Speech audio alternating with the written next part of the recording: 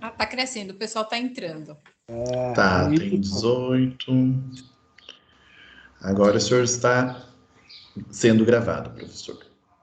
Boa tarde a todos, muito obrigado por estarem aqui com a gente. Hoje o Grupo ERA está muito honrado de receber a professora doutora Adriana Pierre Coca e tenho absoluta certeza que a gente vai ter uma tarde agradabilíssima e de muito aprendizado, como temos tido nesses últimos tempos em cada uma das nossas jornadas de retórica.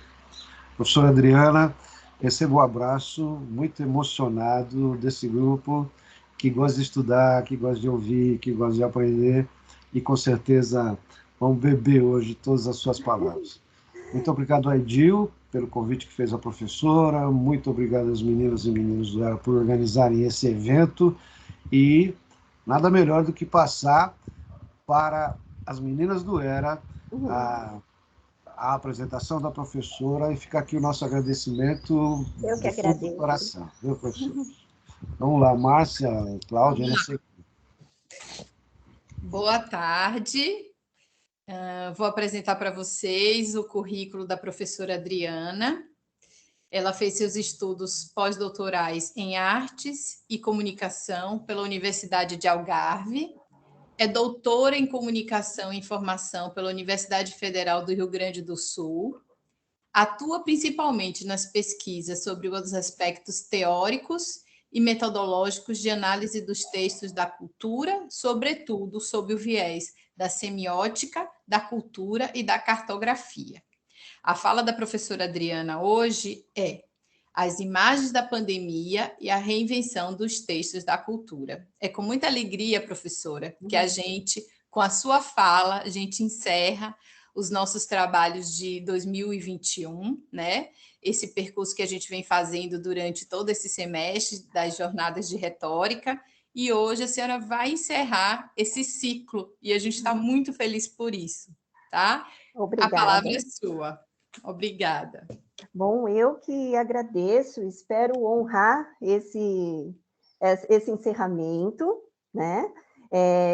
Boa tarde a todos que nos assistem, eu não consigo enxergar a todos, mas eu agradeço muito a acolhida no Grupo ERA, agradeço ao professor Dr. Luiz Antônio, sou grata, muito grata pelo apoio, carinho e paciência da Márcia, do Ever, da minha querida amiga Edil. É um prazer e uma honra também falar para vocês no grupo, por conta de tudo que eu ouço da Edil, tenho um prazer enorme em conhecê-los hoje, pessoalmente, entre aspas, né?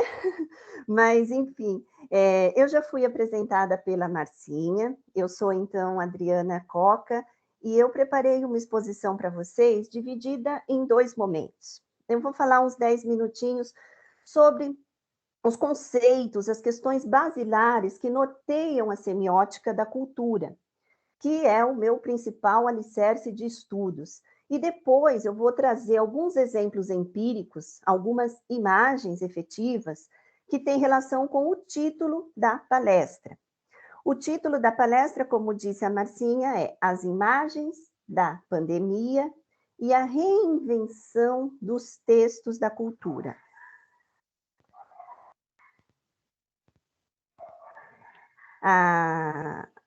Pensei que tinha caído minha conexão, desculpe, por isso que eu tomei um susto aqui. Há uma década que eu estudo semiótica da cultura.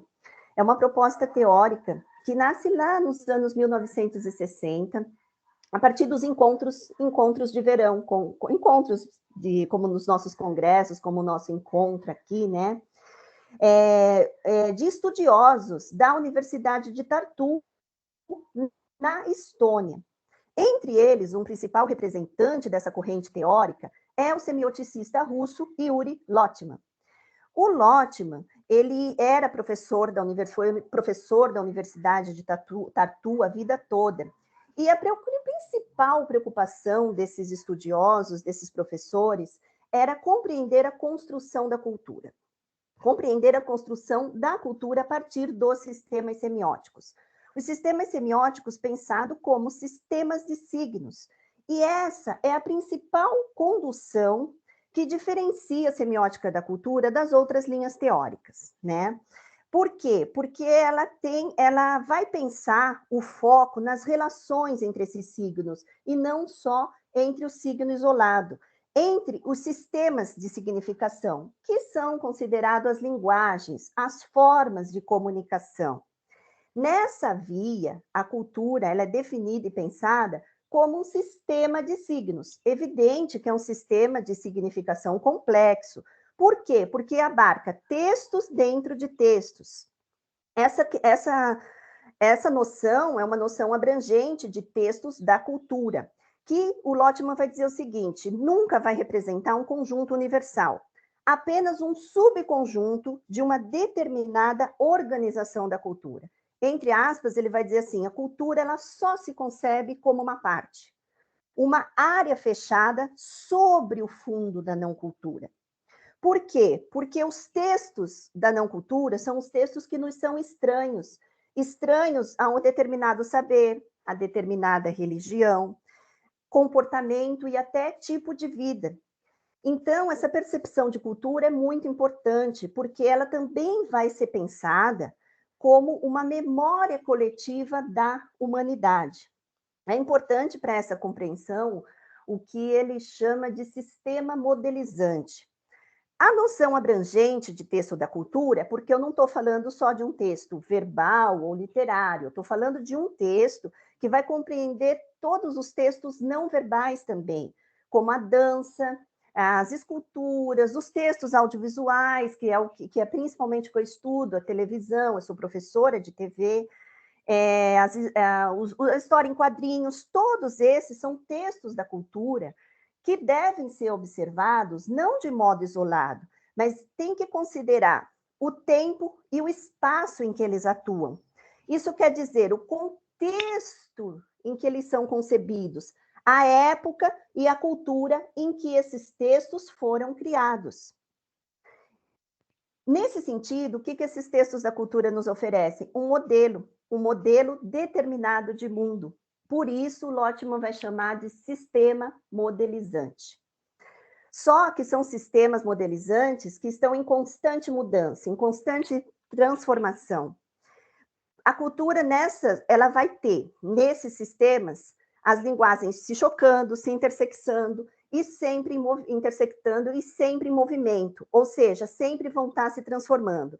Só que esses processos, essa dinâmica cultural, ela vai se dar por dois processos. O Lotman vai dizer que nós temos o processo mais lento, que ele chama de processo gradual de transformação da cultura, ou o processo mais acelerado, mais intenso, que ele dá o nome de explosão cultural ou explosão semiótica, que é exatamente o que me parece que aconteceu conosco com essa pandemia do coronavírus. Por isso, o nosso título da palestra, As Imagens da Pandemia e a Reinvenção dos Textos da Cultura. O que é isso? Lá em 2020, em setembro, eu dei uma aula que eu comecei a trabalhar um pouco as imagens que estavam me causando esses estranhamentos, que foram muitas, porque o mundo estava e ainda está em transformação por conta da pandemia.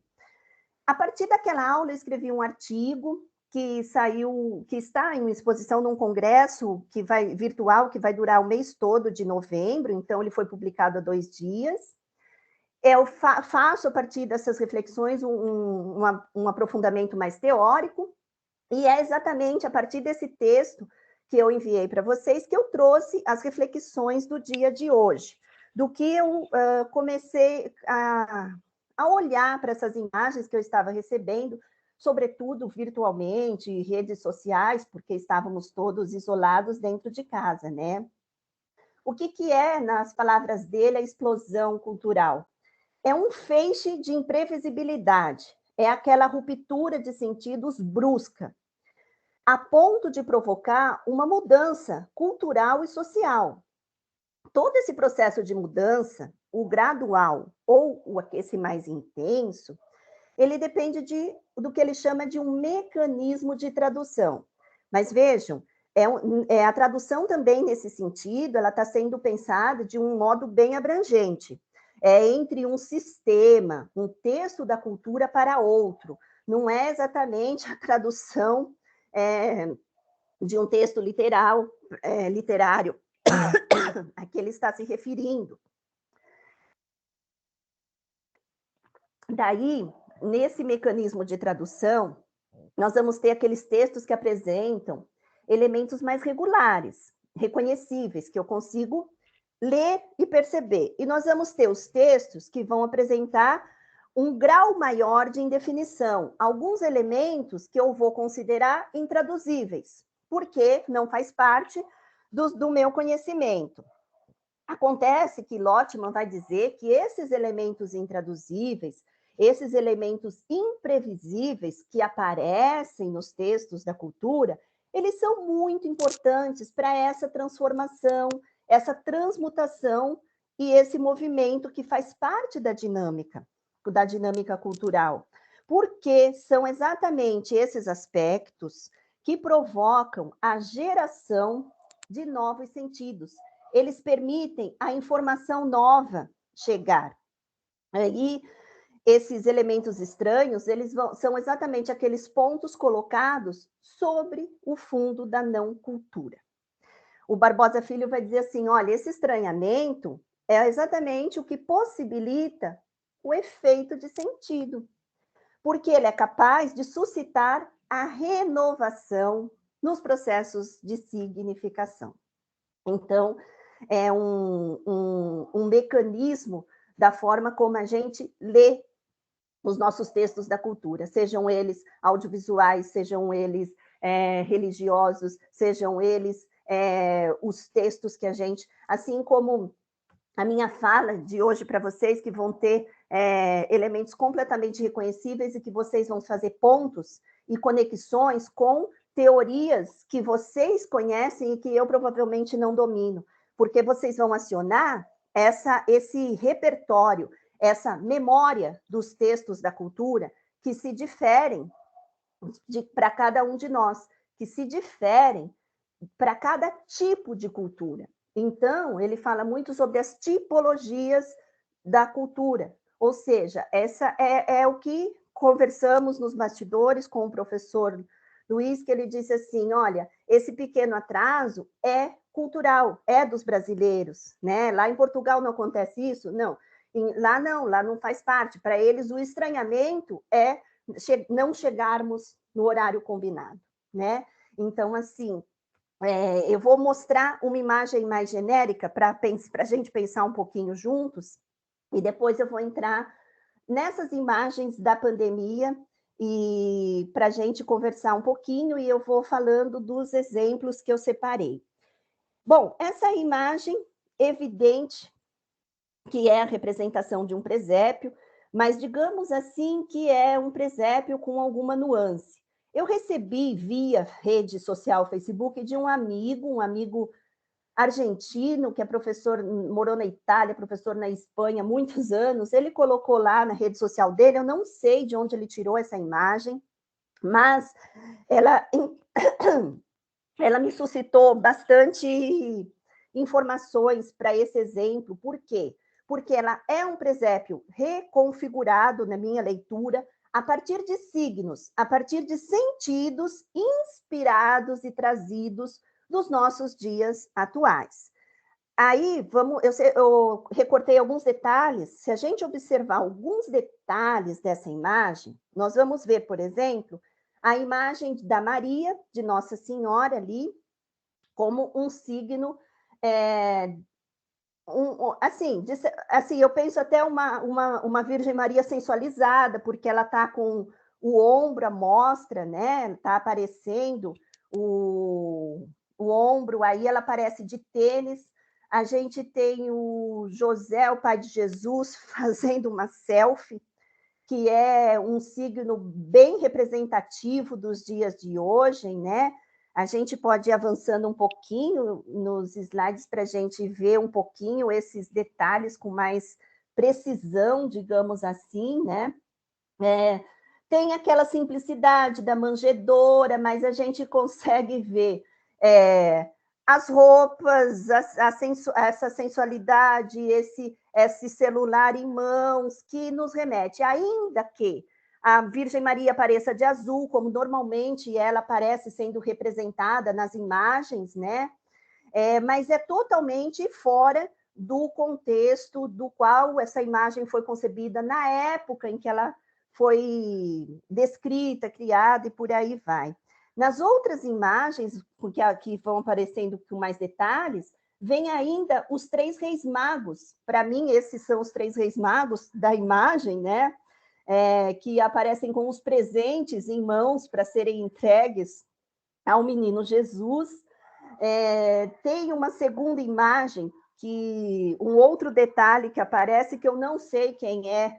Meu repertório não sei quem exatamente é essa visita, mas me chama a atenção os rebanhos, o rebanho que a gente normalmente põe, a ovelhinha nos presépios, só que essa nossa ovelhinha está com um selo de 100% orgânico, dizendo que ela consome ou se alimenta com ração 100% orgânica, né? Então, por que eu trouxe esse exemplo? Porque me parece que ele deixa claro a natureza mnemônica de um texto da cultura. Talvez, independente do repertório, alguém não enxergue os Reis Magos, eu não sei.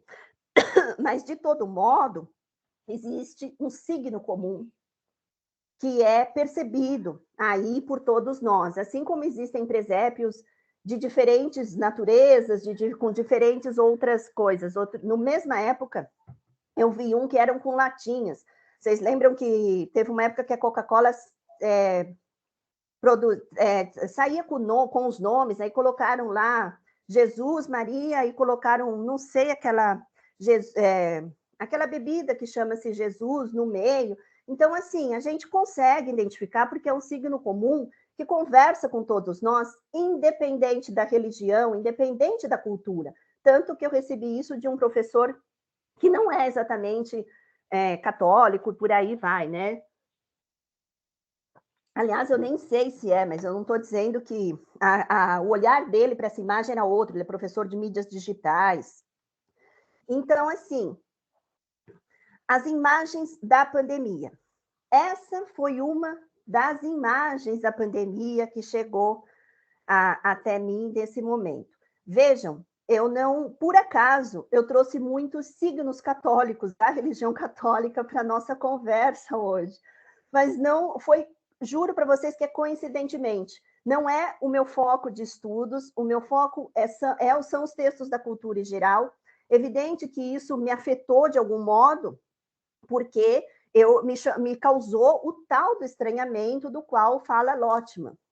Mas, assim, eu recebi isso de uma lojinha de souvenir, de lembrancinhas, lá de Portugal. Eu não sei se eu disse para todos, mas nos bastidores estávamos conversando, eu acabei de chegar de lá, eu passei esses 2 anos da pandemia em Portugal. Então, lá em Portugal, os santos juninos, eles são muito comemorados, igual aqui no Brasil, tem aqueles arraiais de rua, tem festas, se vendem muitas imagens dos santinhos e tem bolo do São João, bolo do Santo Antônio, tem bolo para tudo.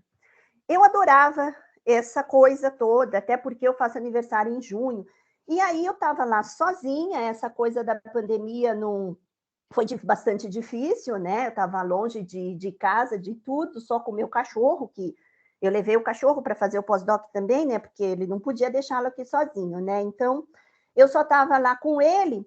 E, assim, eu acho que eu devia rezar muito, porque todas essas imagens de santos e tudo mais apareceram para serem trazidas para reflexão da semiótica da cultura. Esse é o Santo Antônio, não sei se todo mundo conhece, mas é um santo muito popular, o santo casamenteiro, né?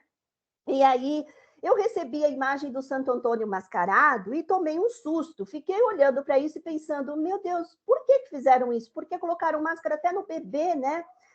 E aí comecei a pensar, teoricamente, o que isso exatamente evidenciava, o que era esse estranhamento. E aí, assim, me chamou bastante atenção, porque não me pareceu só uma brincadeira. Lá em Portugal, eles diziam assim, não foi só uma diversão, uma patuscada, essa palavra é ótima. Outro dia eu a ouvi na novela das 6 aqui, não é só uma patuscada, uma diversão. Essa imagem, ela traz muitas informações. Primeiro, porque eu estou falando de um símbolo de muito popular, né? Não, lá em Portugal, mas aqui entre nós brasileiros também. Mas eu posso olhar para o Santo Antônio e pensar assim: se o Santo Antônio usa máscara, eu também tenho que usar. Porque eu estava num momento, naquele início de pandemia, que ainda se discutia muito se a máscara tinha eficácia, se era para ser exigido ou não, e era muito difícil, ninguém conseguia máscaras para comprar, não conseguia álcool em gel, era aquele momento de incerteza, de instabilidade, né? Então, me pareceu que essa imagem era uma forma de incentivar as pessoas a usarem máscara, mas me remeteu a várias outras questões de fundo cultural. Nos países orientais, nós sabemos disso, é muito comum usar as máscaras faciais publicamente, mesmo antes da pandemia, né? Mas vejam, ela, para a gente, não era incorporado no dia a dia, mas de repente ela passou a ser. Aí me veio também, como nessas questões da cultura, eu lembrei daquela história do véu, uma discussão acirrada que teve sobre a proibição do véu, alguns chamam de véu islâmico, mas não é só o véu islâmico, mas na França, que as mulheres estavam sendo proibidas de usar, porque o véu ele dificultava a identificação, e naquele momento tinha toda a questão do terrorismo. Só que agora nós fomos obrigados a ter que usar sobre a face uma espécie de véu, que são essas máscaras, né? E de forma impositiva, de forma que, assim, em Portugal você pagava R$100 se você saísse à rua perto com mais de 5 pessoas sem máscara, R$100, 100 euros, né? Então, assim, é uma obrigatoriedade. O que eu quero dizer com isso? Essa foi uma condição que saiu do fundo da não cultura e saiu deixou de fazer parte do sistema cultural externo ao nosso e passou a ser incorporado. Ela virou uma regularidade. O que aconteceu é que houve uma atualização no sentido do uso dessas máscaras faciais para muitos lugares do mundo. O irregular, o imprevisível, se tornou habitual. O Lotman, quando chama a explosão cultural de feixe de imprevisibilidade, é porque o imprevisível, ele desaba em cima das nossas vidas. Só que o imprevisível não é algo inédito que nunca aconteceu, é algo que é irregular a determinado sistema cultural, que foi o que aconteceu com essa imposição. Então, a partir dessa imagem, me suscitou essas reflexões todas, porque isso foi mais do que vamos ter que usar máscara para combater o Covid, foi uma mudança social, sim. E a partir daí eu comecei a observar todo o resto que veio depois nas nossas vidas e tive a certeza que nós vivemos, sim, um momento de explosão cultural no sentido de rupturas e reconfigurações de sentidos em todos os setores das nossas vidas, né? Um outro exemplo, que aí lá vamos nós falar mais um pouquinho de religião católica, me parece que evidencia bem as tensões nesses processos de tradução. Essa imagem, ela pode parecer bastante singela, mas ela é uma imagem que ela também nos traz muito. O que evidencia? Os processos de tradução, eles ficam muito bem evidenciados, as tensões, com essa historinha da máscara que nós conversamos, que é muito próxima a todos, né? Porque ela mostra a produção de novos sentidos e de informação nova que foi incorporada às nossas vidas. Mas teve outras tantas, de modo mais particular, durante a pandemia, que também evidenciam o que o Lotman chama de função criativa da linguagem. Uma ação criativa. E nós tivemos muitas, algumas pessoais, que provavelmente vocês têm muitas histórias que consigam pensar. Essa daí foi uma amiga minha que morava em Portugal, brasileira, morava em Portugal e foi morar na Lombardia uma semana antes de fecharem tudo por lá. E nós conversávamos muito. Primeiro porque era a única amiga que eu tinha em Portugal e eu fiquei sem ela bem no começo da pandemia. Aí realmente era só eu e o cachorrinho. E ela, porque foi para um lugar que foi extremamente afetado. E essa imagem ela me mandou da janela da casa dela. É uma imagem que, numa cidade comune, que eles chamam, uma pequena cidade da Lombardia, chamada Gavardo, uma das regiões mais afetadas. Vocês sabem que a Itália também sofreu muito com a pandemia, mas que, para mim, exemplifica essa função criativa de um texto cultural. Por quê? Porque eu entendo como uma reconfiguração dos códigos. Um padre dessa pequena cidade saiu em volta das ruas próximas da paróquia dele, realizando uma espécie de bênção itinerante. E aí ele foi acompanhado de um coroinha, que é esse que nós vemos na calçada, uma autoridade, que eu não esqueci como é que dá o nome, mas é uma espécie de um prefeito da cidade, esse que está mais próximo ao padre, aqui que está à frente de vermelho, um policial e uma equipe de gravação, porque esse é o nosso contexto de hoje, né? Nós estamos aqui em lugares diferentes do Brasil, conversando pela internet, então tinha que gravar para chegar até as pessoas que não estavam ali recebendo a bênção, né? E a gente tem um policial que, curiosamente, não estava garantindo a segurança desse grupo. Ele estava ali para garantir o distanciamento social, gente, para garantir que as pessoas não se aproximassem deles. E isso é muito interessante, porque, assim, não é uma missa, mas é, no mínimo, uma procissão sem fiéis, E a gente está falando de um país que é um país muito católico. A Itália, as pessoas vão muito às missas, elas estão sempre lotadas, né? E, assim, principalmente aos domingos, as missas foram proibidas, assim como no resto do mundo. Então, as pessoas não tinham mais como ir. E ele de algum modo, levou conforto para essas pessoas que estavam sendo tão afetadas, onde morriam milhares de pessoas, numa região que estava aí no foco das atenções, né? A gente vê um senhor em cima da varanda dele, outra senhorinha ali na esquina, que parece uma senhora de idade, e essa foto foi batida pela minha amiga, que estava também na varanda da casa dela, né?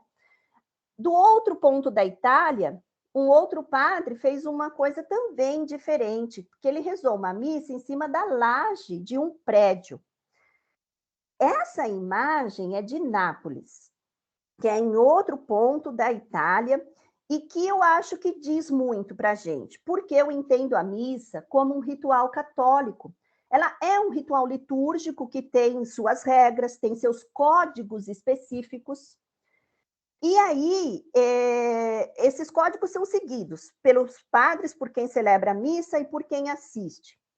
Acontece que esses códigos foram rompidos nesse momento porque eles não tinham o que fazer.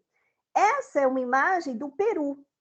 Aqui na América Latina também teve gente rezando missa em cima da igreja, porque não tinha como reunir as pessoas.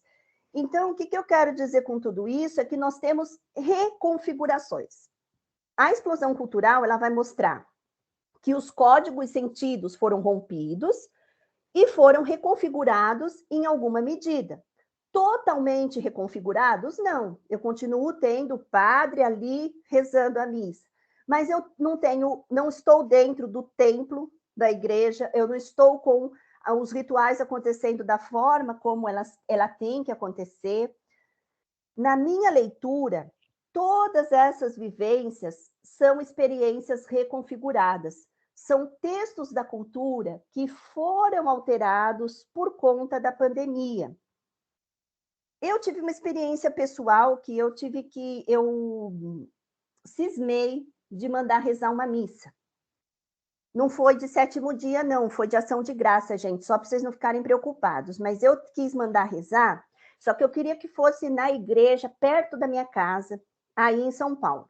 Hoje eu estou falando com vocês do litoral, estou na casa dos meus pais.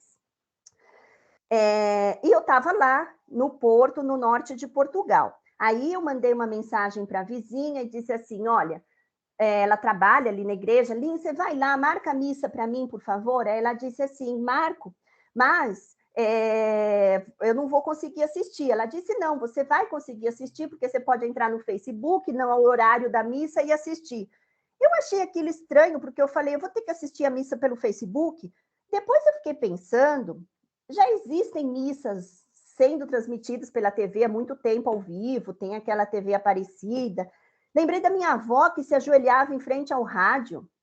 Não sei bem se era uma missa, mas no mínimo ela rezava o terço ali, ajoelhada, punha uma vela. A vela eu não sabia direito. Bom, tinha o altar, mas tinha um rádio lá no meio do altar, porque ela tinha que acompanhar a oração. Então, assim, para mim, foi uma experiência que foi ressignificada, porque eu estava num lugar, num ambiente que não era meu, eu tive que abrir o Facebook na hora da missa, que não coincidia com o horário do Brasil, para conseguir acompanhar a missa. E várias preocupações de ordem religiosa que também me causaram um estranhamento. Porque por que eu quis que a missa fosse rezada naquele lugar e não lá em Portugal, sendo que lá tem um monte de igreja também? Porque eu achava que se eu pedir para aquele santo, eu tinha que mandar rezar a missa de ação de graças lá para o santo, na igreja onde eu fui lá e fiz o pedido, né? E aí a hora da comunhão. Então, quer dizer, a hora da comunhão, se eu estou assistindo pelo Facebook, eu não vou conseguir participar da hora da comunhão. Então, são códigos, são situações imprevisíveis que nós não sabemos ainda como lidar. Não só essas, mas tantas outras que ninguém sabia exatamente como lidar e que fomos tendo que buscar ações que nos orientassem em relação a esses novos textos da cultura, essas reconfigurações que foram sendo colocadas e expostas aí diante de nós, né? Mesmo essas missas presenciais são missas que nos mudaram com esse retorno. A pandemia ainda não acabou, infelizmente nós sabemos disso. Muitas situações estão sendo flexibilizadas, inclusive as missas presenciais já voltaram, mas não voltaram como eram antes. E provavelmente vão demorar, ou talvez nem volte como eram antes. Não só esse texto da cultura que eu estou dando como exemplo, como muitos outros. Por quê? Porque, no mínimo, o distanciamento social está sendo mantido. No mínimo, tem um álcool em gel na frente da igreja. Em alguns lugares, eu vi lacinhos de fitas verdes sinalizando onde as pessoas poderiam sentar. Teve um lugar, uma igreja em Portugal, que tinham coraçõezinhos na frente, assim, onde tem o coraçãozinho pode sentar, onde não tem coraçãozinho não pode sentar. E nesses coraçãozinhos eles escreviam alguma frase, alguma mensagem para os fiéis, né?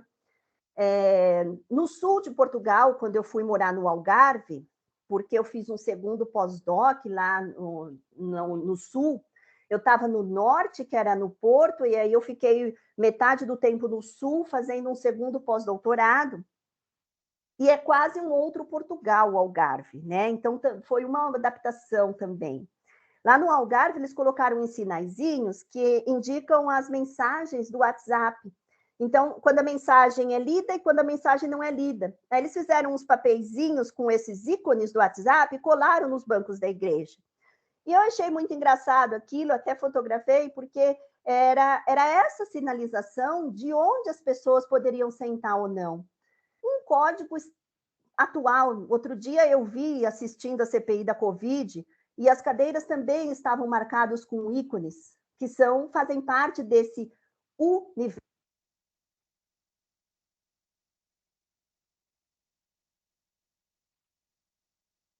A professora caiu? Acho que deu uma travadinha, professor. Ela vai entrar novamente, rapidinho. Às vezes aconteceu, nos testes aconteceu isso. Mas ela já entra. Tá gravando isso, né, Ber? Sim, sim. Interessante demais, né? Sim, muito bacana.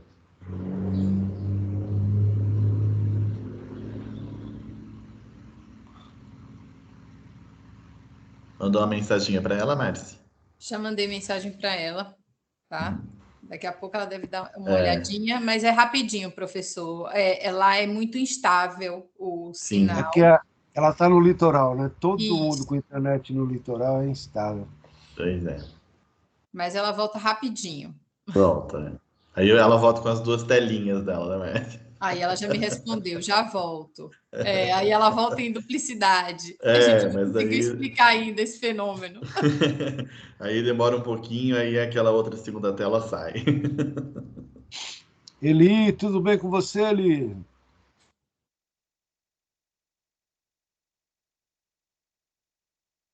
Eli tá mudo.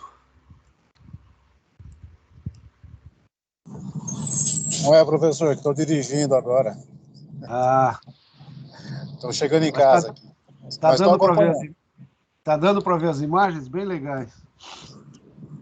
Algumas.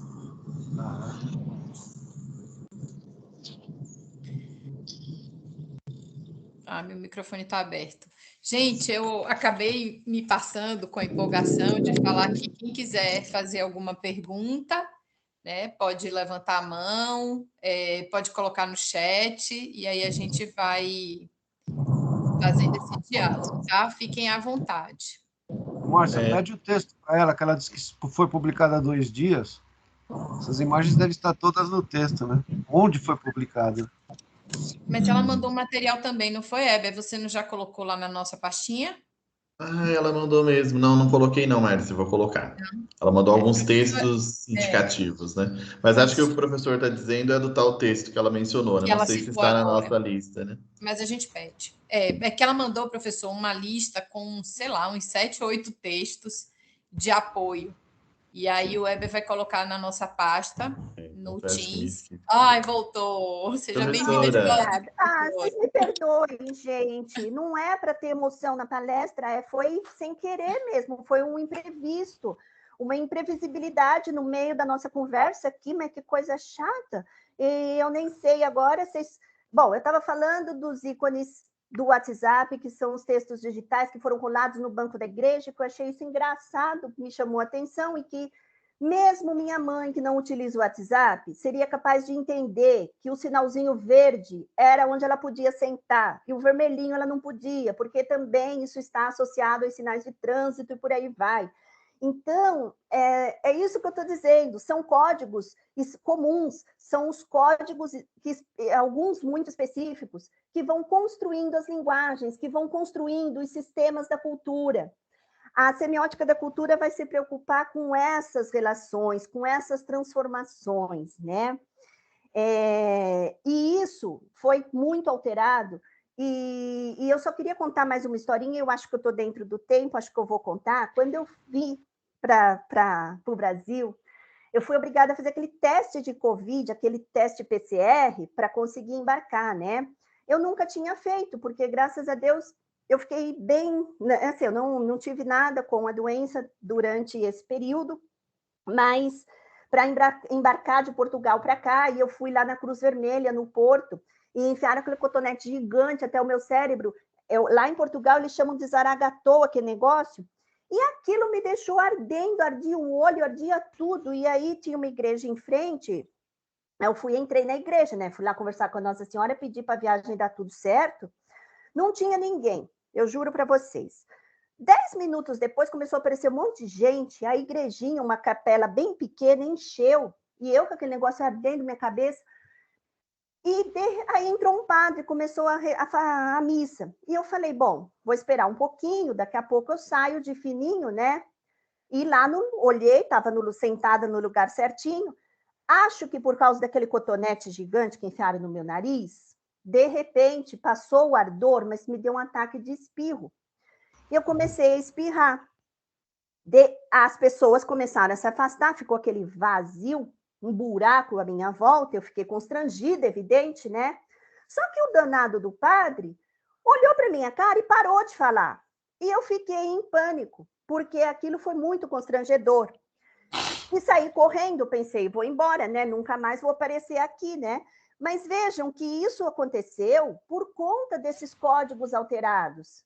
né, por conta desses textos da cultura que hoje têm sentidos diversos, porque não mais eu poder ficar sentada ao lado ou próxima, muito menos espirrando num lugar fechado, num lugar público, né?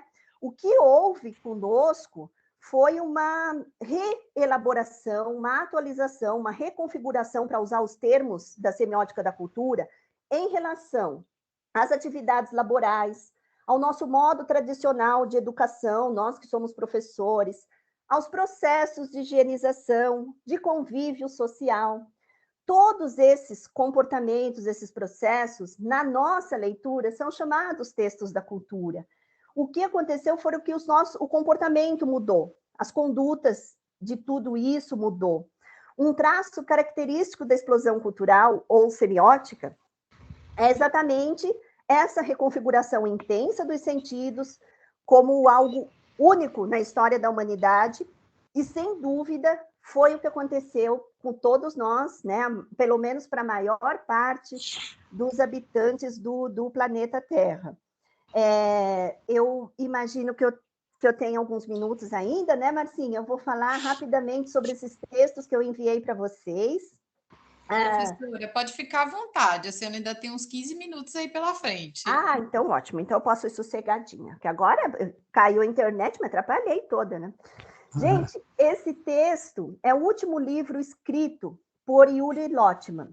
Eu mandei um PDF para vocês, essa é a segunda edição, eu mandei a edição de 99, esse texto chama-se Cultura e Explosão.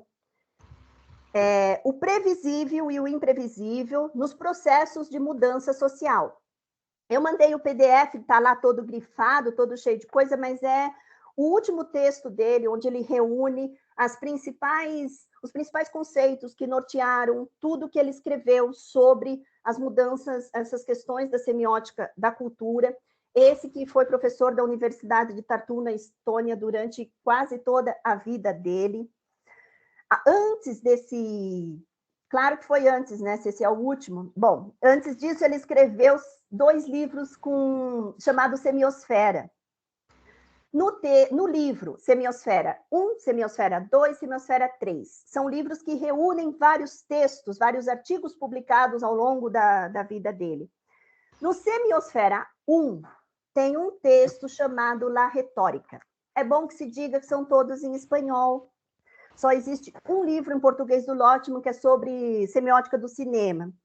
Eu separei esse capítulo chamado A Retórica e mandei um PDF da Semiosfera 1 para vocês, o livro, mas eu também mandei o texto da Retórica separadinho, bonitinho, para vocês lerem, depois vocês me explicarem muito mais coisas sobre a retórica, que é a praia de todos vocês. A grossíssimo modo, o que eu posso dizer é que ele pensa a retórica exatamente como um sistema de signos complexo, né? Porque ele entende que está na base do funcionamento dos textos da cultura. Por quê? Porque pode possibilitar a função criativa da linguagem por conta das relações associativas, porque aciona a memória do auditório. Então, assim, vocês vão ler e um dia nós que vamos conversar sobre isso, eu aprendendo com essas leituras, porque vocês vão tirar muito mais desses textos. Ele fala sobre retórica? Fala, mas não é o meu campo de estudo, é por isso que eu fiz algo mais abrangente para a nossa conversa hoje e não foquei nesse trecho, né? Eu também deixei o texto que conduziu essa minha conversa com vocês, que traz outros exemplos e tem uma profundidade teórica maior, evidente, que é um artigo, né? Eu também mandei para vocês, ele vai ser publicado como capítulo de livro no final desse congresso, no fim do mês. Deixei um texto que eu gosto muito, chamado Yuri Lotman e a Semiótica da Cultura, e que foi escrito por um professor da área das letras. É um texto muito simples, que traduz muito fácil as questões dos sistemas modelizantes, eu acho que vocês vão gostar bastante. E um outro que talvez vocês gostem um pouco menos, ele tem uma densidade teórica mais pesada, assim, que é de uma professora da comunicação, minha querida ex-orientadora de mestrado, a professora Lísia Martins do Rosário. Eu fiz o meu doutorado na URGS, a Universidade Federal do Rio Grande do Sul, na linha de cultura e significação. Mas esse texto conta toda a historinha do pensamento do Lotman, como que ele chegou a esses conceitos. Então, para quem interessar, quiser ler um pouquinho mais sobre isso, a gente tem esse texto da Nísia que eu também mandei. Eu acho que são 8 textos que eu anexei o Semiosfera 3 também. Eu não mandei o PDF do Semiosfera 2 porque eu não tenho. Mas se alguém encontrar na internet, me manda, porque eu preciso dele, né? Eu estou atrás dele, eu até consegui alguns desses textos impressos antes, eu estudei tudo isso por muitos anos só com os PDFs. Daí, agora, nesse tempo da Europa, eu consegui comprar em sebo alguns textos físicos do Lotman, né? Por que tradução só em espanhol? Porque não é exatamente muito difundida, sobretudo na comunicação, os textos da semiótica da cultura. É legal que a gente consiga perceber essa definição de uma semiótica sistêmica, porque quando a gente fala em semiótica, às vezes o pessoal torce um pouco o nariz, né? Mas é diferente. Como vocês perceberam por essa conversa, são bases e leituras, olhares diferentes daquela semiótica clássica, que é a mais difundida aqui no Brasil. Inclusive, aí na PUC, que nós temos um programa de comunicação com a semiótica persiana muito forte, que é sensacional, sobretudo para os estudos de comunicação, mas a semiótica da cultura ela é menos conhecida, um pouco menos aplicada nesse sentido, né? E tem muita gente, inclusive do curso de letras, que utilizam. Eu tenho uma amiga da Federal Fluminense que fez uma tese sobre Lotman na ECA, na USP, e é uma tese que conta toda a história da vida dele, enfim, a obra e todos os percursos da semiótica da cultura, né? Por quê? Porque ele é o principal representante. Claro que tem outros tantos que vocês vão encontrar textos que vão dar suporte a esse pensamento. Eu acho que eu posso encerrar por aqui, só gostaria de, antes, agradecer imensamente a atenção de todos. Vou deixar o meu e-mail à disposição para a gente continuar essa conversa a hora que vocês quiserem, quando, em outros momentos, qualquer dúvida, ou se alguém achar os PDFs para ir me mandando, isso é importante também que se diga, enfim. Muito obrigada por me ouvirem, espero ter trazido algo de bacana para encerrar as jornadas de retórica deste ano. E estou à disposição, lógico, né? Opa! Professor, o senhor quer falar? Ou se quero. Sou todo ouvidos, professor, eu quero saber se foi bom para o senhor. Eu brinco com eles aqui que eu já sabia. A forma como vieram seus antecedentes já previu antever mesmo esse momento agradabilíssimo, assim, de conversar sobre coisas que a gente não pensa muito, mas admira, e quando vão sendo demonstrados, a gente fica muito feliz. Tem pouca gente no grupo ERA que estuda retórica na perspectiva da semiótica. Mas a gente tem a Andrea, que está se doutorando nesse instante, que nem é retórica da semiótica, que não está aqui, infelizmente, mas vai ficar interessadíssima, porque nós que não estudamos semiótica, a gente fica interessado demais. Uhum. Eu acho que não é difícil achar esse livro. Eu já encontrei aqui na internet o PDF do 2. Do 2. Depois eu vou te mandar esse...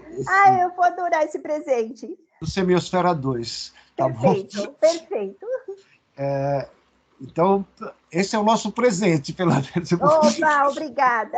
Prometo baixar e mandar. Obrigado mesmo por esse momento tão agradável. Nós vamos abrir para as perguntas, e se não houver perguntas, a gente vai conversando. Nós vamos continuando, lógico. Vamos continuando. Depois eu quero saber desse negócio, como é que apareceu a Edil na sua vida, se foi uma reconfiguração. Ela foi muito importante e sem dúvida, significou uma ruptura, uma reconfiguração. Dentre as atividades laborais. Foi mesmo, sem dúvida. Tanto que eu estou aqui, né? É isso, muito bom. Márcia Pituba, faz a sua pergunta, que você sempre quer fazer. Tem um texto da professora que você quer, eu sei.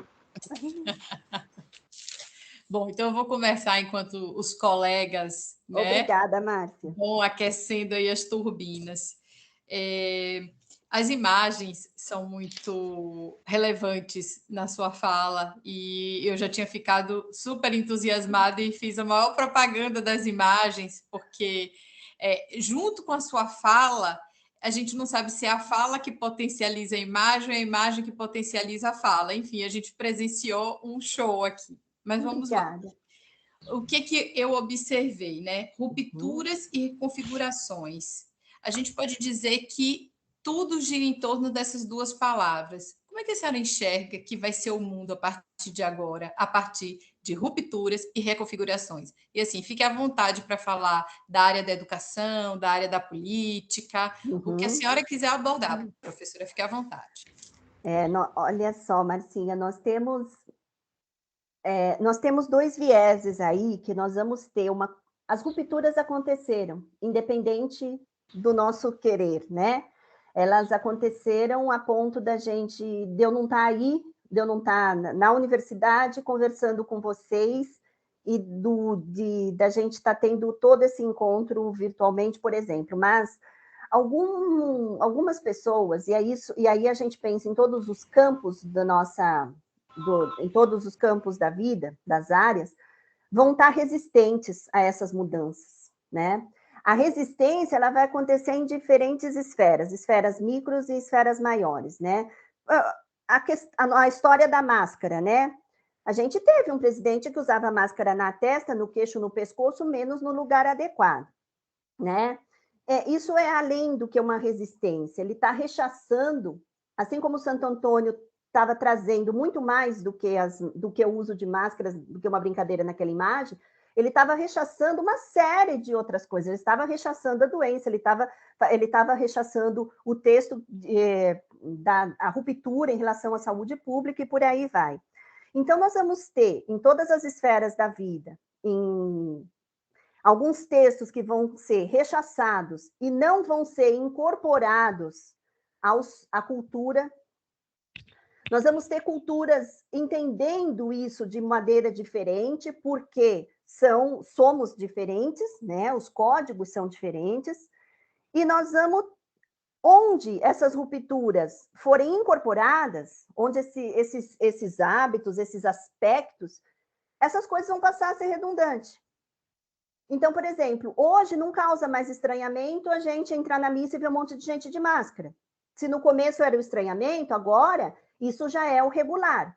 Então, significa isso já foi incorporado àquele sistema da cultura, então isso já não me causa mais nada, isso já é a regularidade. Quando isso acontece, eu já tenho a redundância, né? Já tenho diferentes aspectos. A reconfiguração aconteceu? Ela aconteceu, mas agora ela já faz parte daquele sistema, né? Daquele sistema de códigos, né? Assim como se antes causava muito mais estranhamento a gente ter essa conversa virtualmente, cada um num canto, cada um com um cenário, hoje não causa mais. Cair a internet, podia ter um infarto. Hoje, entra, sai e volta, porque isso já se tornou normal. O que eu acho inadequado, sob a perspectiva da semiótica da cultura, é falar em nova normalidade. Isso não existe. Existe uma nova realidade, porque a normalidade ela está dentro da regularidade, da continuidade, ela está dentro daquilo que a gente já conhece. Uma nova normalidade não existe, porque se é novo, é reconfigurado. Então, o que é reconfigurado? É a gente entrar na universidade e ter um sistema híbrido. Agora, se eu quiser, eu vou optar. Algumas atividades vão ser virtuais, outras vão ser presenciais. Esse é um sistema aí, isso é uma reconfiguração. isso foi reincorporado, né? A ruptura aconteceu, nós mudamos o nosso jeito de trabalhar essa condição, e isso já começou a fazer parte das nossas vidas, porque senão a gente não ia funcionar. Mas vão ter em todas as esferas os governos, os lugares onde algumas questões vão ser rechaçadas, né? Não vão ser incorporadas, não vão... essa coisa da resistência, ela é muito grande, a tensão em relação ao novo sentido, tanto que as pessoas insistem em querer ficar como era. Eles se recusam até dizer que é uma nova realidade, e saem falando nova normalidade, porque é para entender, a gente também tem, não estou falando as pessoas, os outros, nós também, sabe? Né? Ou eu não fiquei em pânico quando o negócio caiu, ou eu não tenho que repensar como que eu vou fazer essa fala, muda a dicção, porque se eu falo muito rápido, eu posso repetir, se eu estou presencialmente, é diferente o olho a olho, tudo se reconfigurou nesse sentido, né? Só que cada cultura vai trabalhar de um modo. Quando eu olho, por exemplo, numa esfera micro, Portugal e Brasil, já foi muito difícil. Como eu não conhecia o Brasil na pandemia, passei a pandemia em Portugal, quando eu cheguei aqui, eu fiquei desesperada, porque lá, se eu saísse para passear com o cachorrinho, eu podia sair com o cachorrinho, mas eu só podia andar 1 quilômetro ao redor da minha casa. Um dia eu fui não sei nem se eu passei, eu acho que não, mas o guarda achou que eu passei, e o guarda resolveu me levar com o cachorrinho de volta para casa, para ter certeza que eu morava onde eu estava, e eu tive que provar que eu morava naquele lugar. Graças a Deus, eu estava a 2 quadras da minha casa. Eu não tinha passado lá, ele entendeu também que eu não tinha passado, e eu voltei. Então, você pensa, aqui eu tinha que entrar em pânico cada vez que um vizinho aparecia na porta, porque o vizinho estava sem máscara, meu pai esquecia de pôr a máscara e eu queria arrancar os cabelos, porque para mim todo mundo tinha que estar com a máscara, né? Só que para eles não era natural, só porque aqui a gente está num lugar longe, aqui não acontece isso. Gente, pelo amor de Deus, né? Então, assim, eu acho que são questões que ou daqui a pouco vão ser, né? E na esfera mais ampla, política, cultural, isso daí vai depender do modo como cada cultura vai dar a dimensão necessária para essas questões todas, né? Nós, infelizmente, estamos numa esfera que me parece que os olhares são diferentes dos outros olhares do mundo. Mesmo que a gente veja recorrente o assunto nos telejornais, mesmo que seja recorrente os números, todo dia se mostram os números da pandemia, me parece que está, aos poucos, banalizando, né? Então, assim, eu não sei, eu estou pensando em relação só à pandemia, mas porque foi uma explosão cultural e social, sim, mas os reflexos, as reconfigurações, elas vão ser outras para cada tipo de cultura. O que é isso? É um mecanismo de tradução, é o modo como o brasileiro vai traduzir essas questões, né? É o modo como os países que são mais rígidos. Nós temos um inverno na Europa, que a pandemia já começou a aumentar os números, porque tem países com 17% da população. Eu não estou dizendo que aqui a gente enxerga as coisas só diferentes, mas em cada país, cada microcultura vai ter essas mudanças mais ou menos nas suas vidas impactadas, né? Os nossos modos de convívio social já foram impactados, aos poucos foram voltando. O nosso modo de dar aula foi impactado e incorporamos, sim. Eu acho que podemos dizer que fomos obrigados a incorporar, e ótimo, que a gente conseguiu. Só que foi uma imposição agressiva, brusca.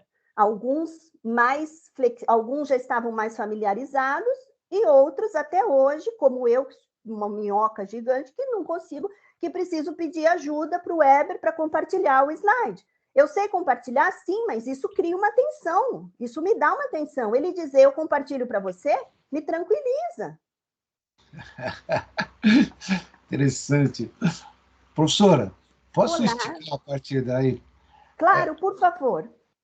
Em retórica, a gente estuda questões de fato, questões de valor e questões políticas. É claro que elas se interpenetram. A senhora citou aí uma questão de fato. Nós estávamos vivenciando uma pandemia aterrorizadora que estava tomando conta do mundo inteiro, mas o seu pai, lá no âmago do lar, ele achava que não precisava usar máscara. Por que somos tão domésticos, estamos tão próximos, esse vírus está longe da gente? Havia um processo de questão de valor que se impunha aí, de natureza cultural, em que o presidente da República deste país não recomendava o uso da máscara. Uhum. Então, diante de uma questão de fato, a gente tinha uma questão de valor, quer dizer, uma disputa entre o que é bom, o que é desejável e o que é útil, que estava na cabeça do presidente, que talvez não estivesse na cabeça do seu pai, mas que se transformou numa grande questão política. Esse medo de ser levado por um guarda de um quarteirão a outro, nenhum brasileiro teve em momento nenhum. Nenhum. Em momento nenhum. Culturalmente, lá e aqui, as questões de valor foram mais consideradas em Portugal? Não sei se sou claro na pergunta. A questão de fato era para todos, né? E a questão política é cultural, mas e a questão de valor, né? Como é que a gente... E você sabe que é muito interessante essa perspectiva, porque a gente viaja para esses lugares, eu tinha ido outras vezes para Portugal, mas eu acho que eu só consegui perceber os valores do povo português quando, de fato, eu fiquei esses 2 anos lá. E, assim, em Portugal, especialmente, eu não sei se a palavra é disciplinado, mas, por exemplo, eles se o governo diz é assim ou assado, eles entendem que é desse jeito e que é isso que eles têm que fazer e não vai ter discussão. Quem vai descumprir as regras e vai dizer, não, eu posso entrar no supermercado sem máscara, Deus que me perdoe, mas assim, é o imigrante, é aquele que não vive lá, é aquele que não está, porque para o povo português, se essa foi a determinação, é isso. Então, eu batia fotos de onde eu morava, que era um lugar turístico na cidade do Porto, na primeira fase da pandemia, e não tinha ninguém na rua, porque não podia sair na rua. Você tinha a trilha do supermercado.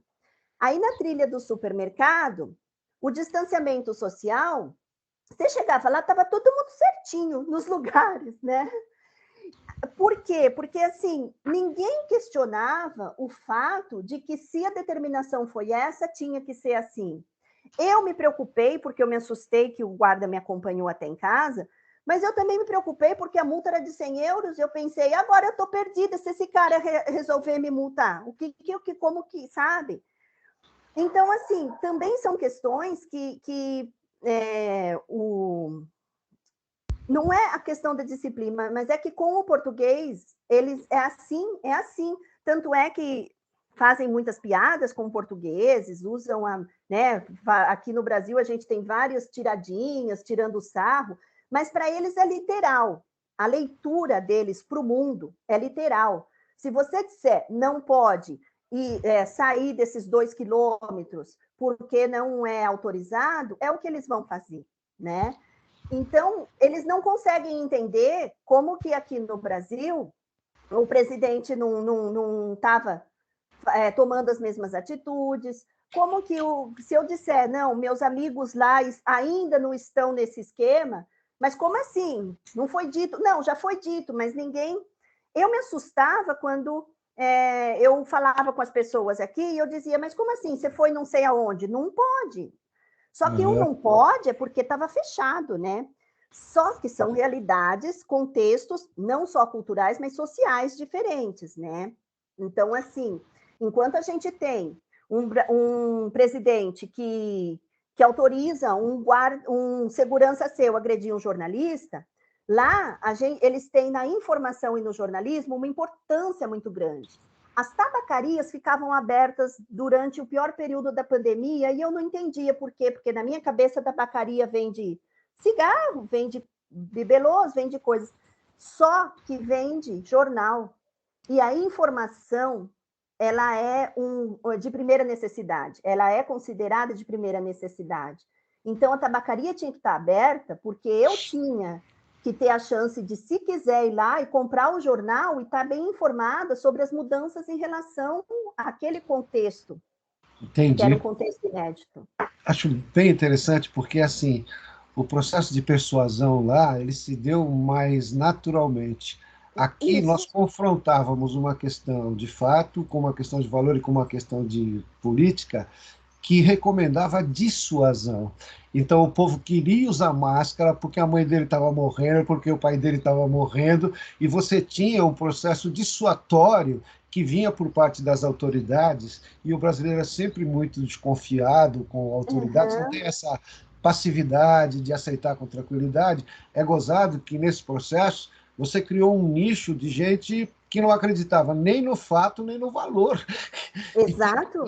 Nem no fato, nem no valor. E a questão se tornou meramente política. Nós tivemos um discurso dos extremistas absolutamente perigoso em todos os sentidos, quando pensamos em condições sanitárias do povo brasileiro, e no frigir dos ovos morreu muito mais. Eu não sei quantas pessoas morreram em Portugal, mas nós tivemos 600 mil pessoas mortas nesse país desnecessariamente. Não é? Passou bem longe disso, porque aqui, quando eu cheguei, sei lá, 400, 500 pessoas por dia.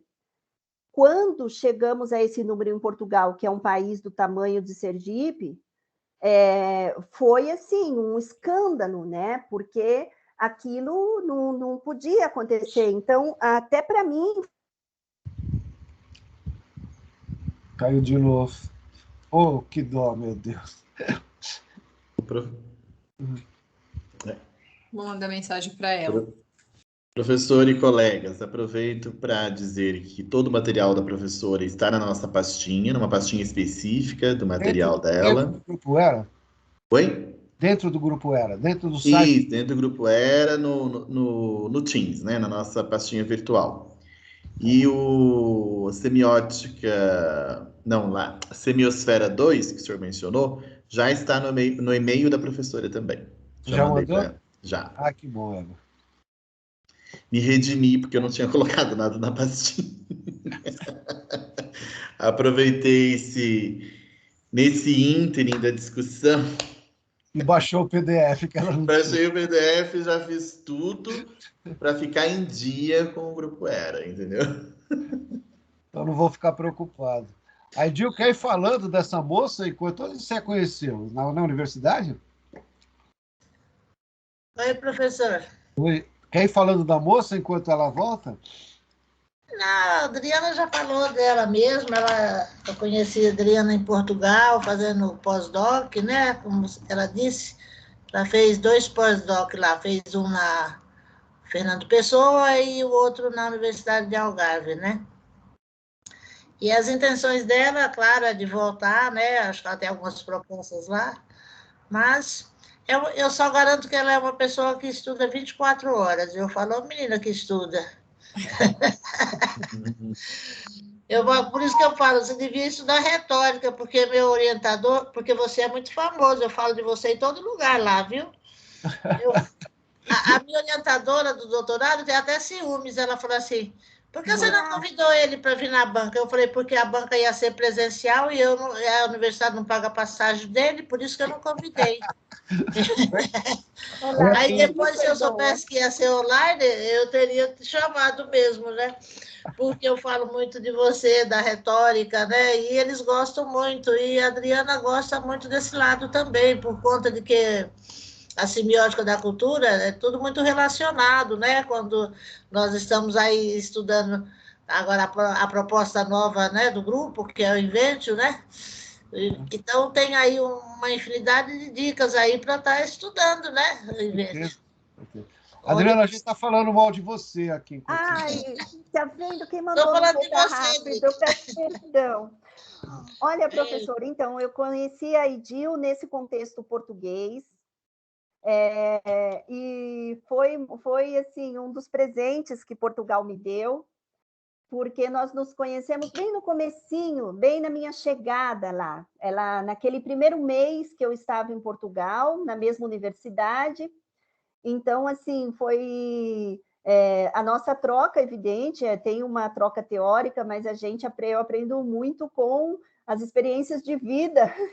E a Idil me ajudou muito, foi um dos meus apoios nesse período português, e mesmo que ela estando aqui no Brasil, né? Como a gente estava dizendo, Portugal é um país bastante conservador e é um país que tem uma população envelhecida muito grande. E é interessante que eu vivi nos grandes centros, mas não se compara aos nossos grandes centros, né? Então, tem muita gente que vive na zona rural, a maior parte da população portuguesa. São contextos que o nosso Brasil, com essa diversidade, essa diversidade cultural nossa, também é muito difícil em relação a essa explosão cultural toda que aconteceu, né? Esse impacto lá foi diferente também por conta disso. Eu e a Idil, nós nos conhecemos em Portugal, mas num contexto com muitos brasileiros. Então, às vezes, a gente chega lá e, se a gente só se relaciona com aquele grupo, a gente também não tem a dimensão do entorno. Só depois que eu fiquei sozinha e que eu, ainda que tivesse com colegas brasileiros na universidade, que eu comecei a perceber essas mudanças e essas nuances. E até esse discurso, como o senhor disse, essas diferenças, né, entre um e outro, eu só percebi porque teve esse contexto mais acentuado de pandemia.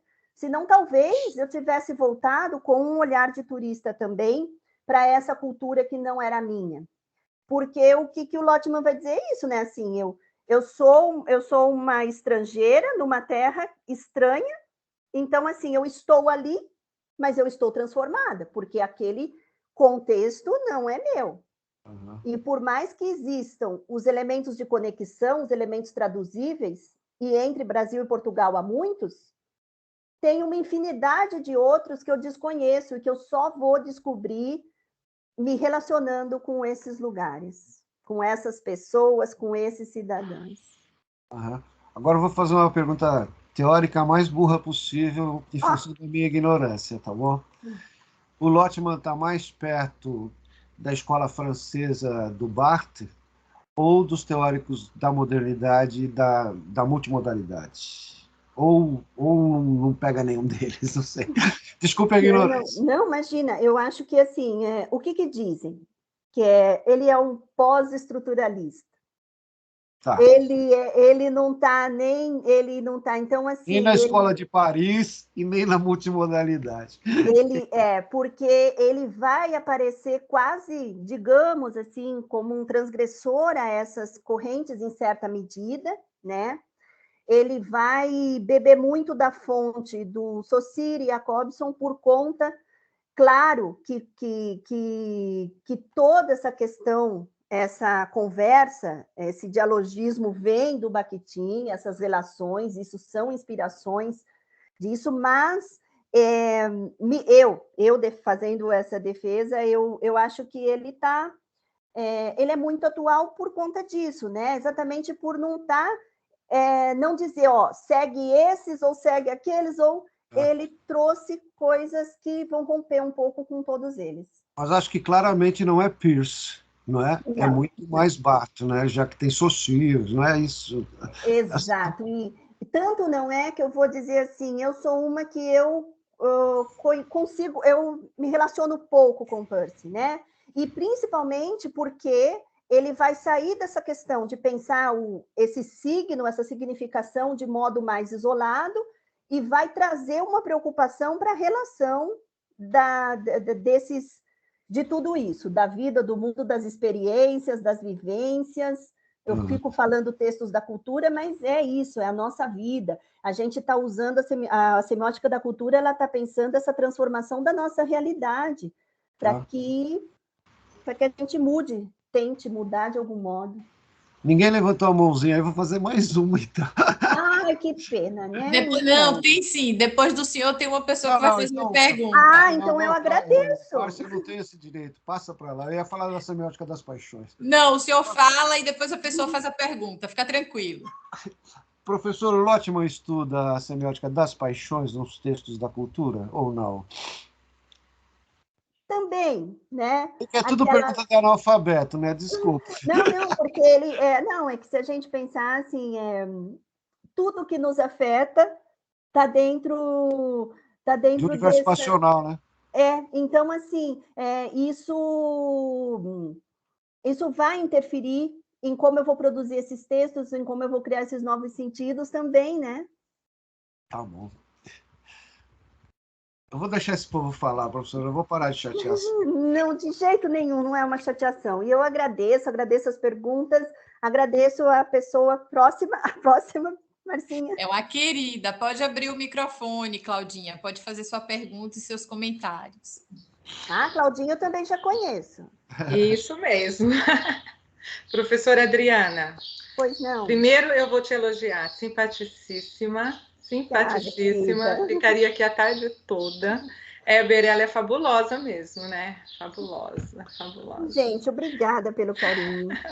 Professora. Catolicíssima, tá? E catolicíssima. Você viu, né? São as paixões, é o que nos afeta, não adianta. Eu também sou, professora.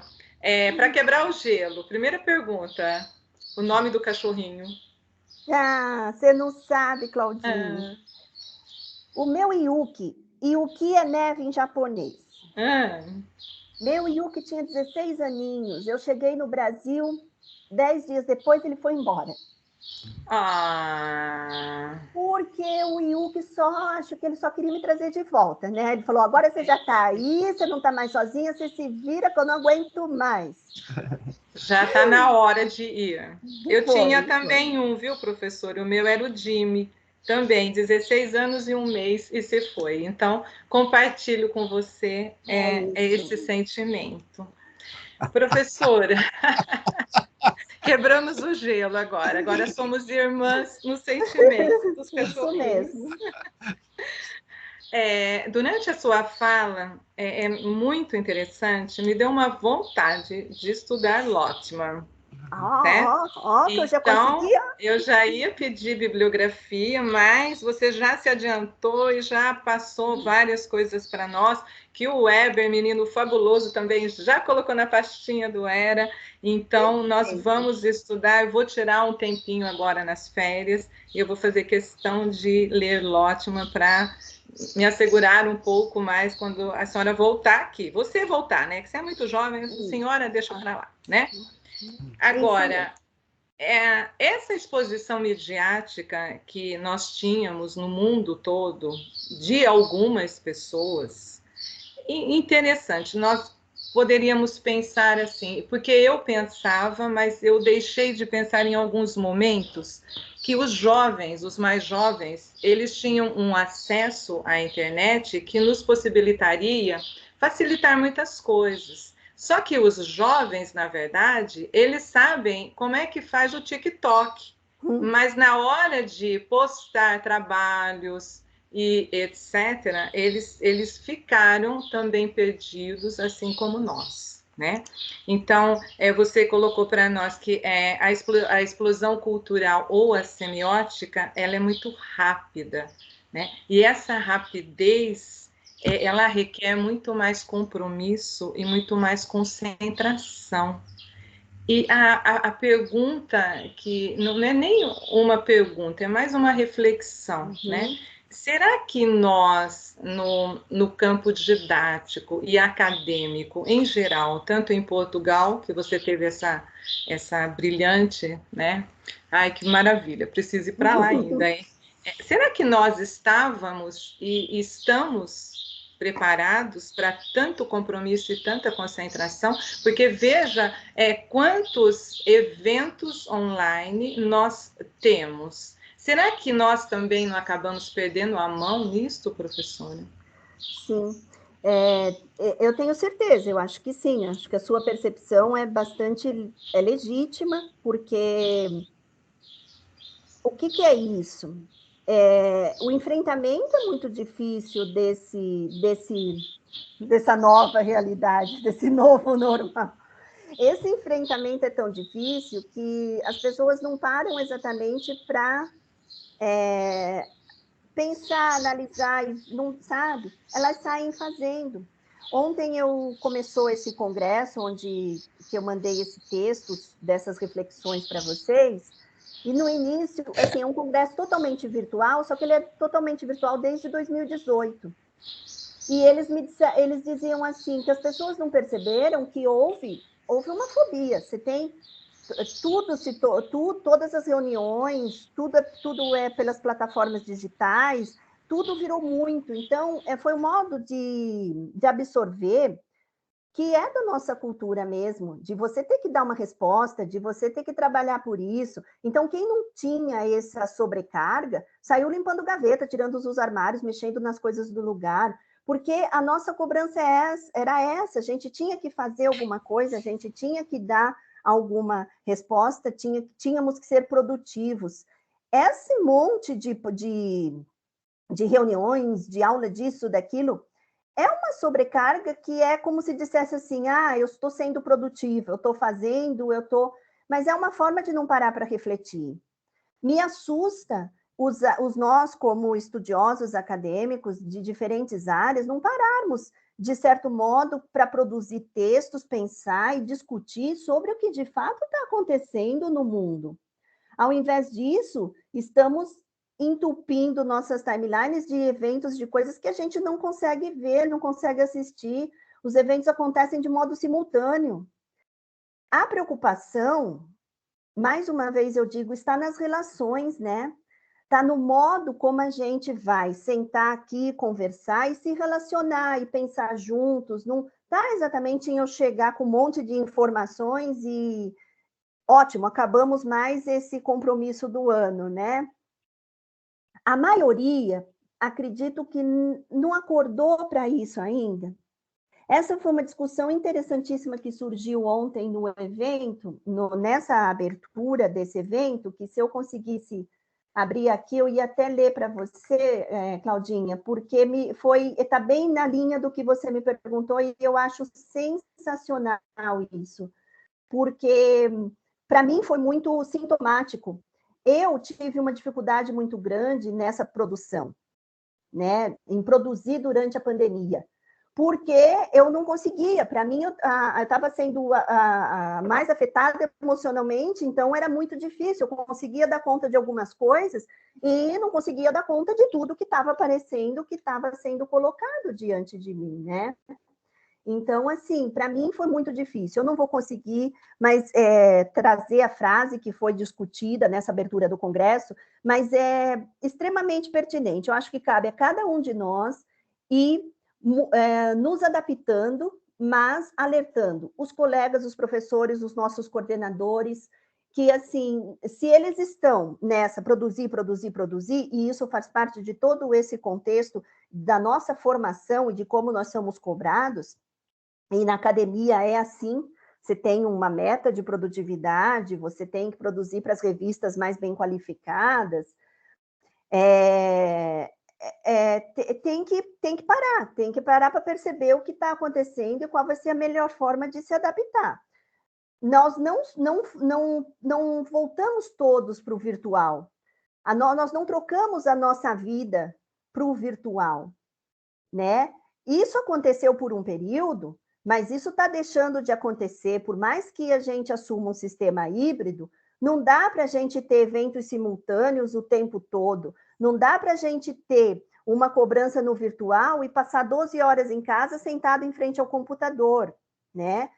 Refletir sobre as nossas atividades laborais, sobretudo na educação, ela está sendo fundamental. Eu estou vendo as pessoas meterem os pés pelas mãos de modo a se tornar cidadãos estressados, porque a tensão ela está vindo de todos os lados. A gente tem uma tensão sanitária que se transformou numa tensão para todos os outros setores da vida. Se a gente não entender esse momento para repensar a vida nesses setores e sair mudando ela para o mundo virtual, nós estamos perdidos. Então tá bom. Então você também compactua com tudo que eu pensava. Muito obrigada. E deixa eu só elogiar as imagens. As imagens foram fabulosas. Elas, assim que elas apareceram, né? Eu acho que todos nós buscamos decifrar ali essa ressignificação, né? Mas muito bem escolhidas. Muito obrigada, viu? Imagina, eu que agradeço.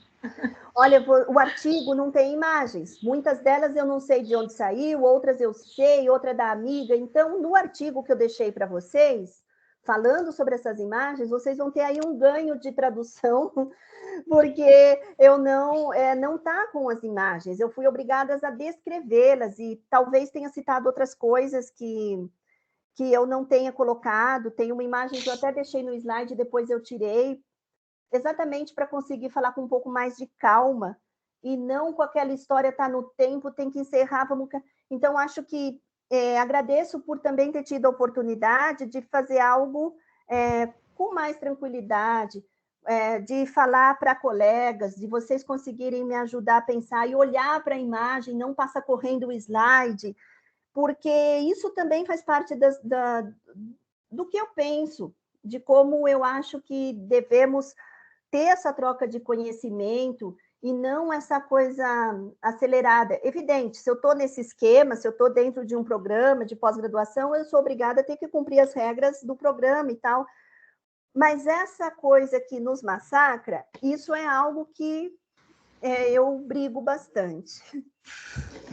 Professora, que tarde agradabilíssima.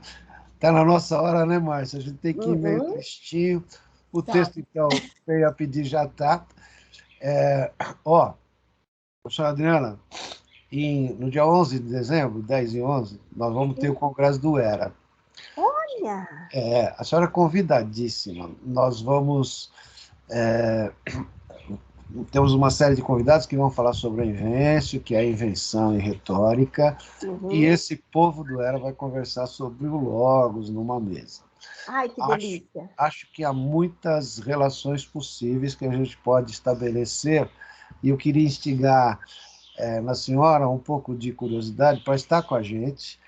Com certeza. Vai ser todo online, mas é um congresso que a gente prepara assim, com muito carinho, tematicamente tentamos organizar muito, e vai ser muito bom poder contar com a senhora no nosso congresso. Obrigado por ter vindo. E, Aidil, deixa ela, Aidil, uma hora ela vem sozinha, você vai ver. Eu agradeço muito, com certeza eu estarei lá, professor, e as meninas me avisam, a Marcinha e a Aidil me passam o link para participar, me dizem o que eu preciso fazer para estar junto com vocês. Eu que agradeço por tudo. Ainda vai ganhar nossos livros, 3 deles. Oh, que legal, mais presentes! Eu agradeço, eu nunca vou dizer, não precisava, eu agradeço, adoro presentes, muito obrigada por conhecê-los, obrigada aos outros colegas que estão aqui me ouvindo até agora, embora eu não os conheça e não tenhamos feito perguntas e tudo mais, agradeço a todos que estão aqui me ouvindo até esse momento. Um abraço enorme para todos. Nós que agradecemos. Obrigado, professora. Tchau, tchau. Tchau, muito obrigada, professora Adriana. Até a próxima, a gente se vê no colóquio. Tarde maravilhosa. Obrigada, Éder. Nada, professora. O livro que o professor mencionou da Semiosfera 2 está no e-mail da senhora. Já caiu. Eu aviso para ela. Você mandou para ela por e-mail, Éder? Mandei. Eu aviso para ela aqui. Beijo, obrigada, viu, Éder? O grupo aqui é VAP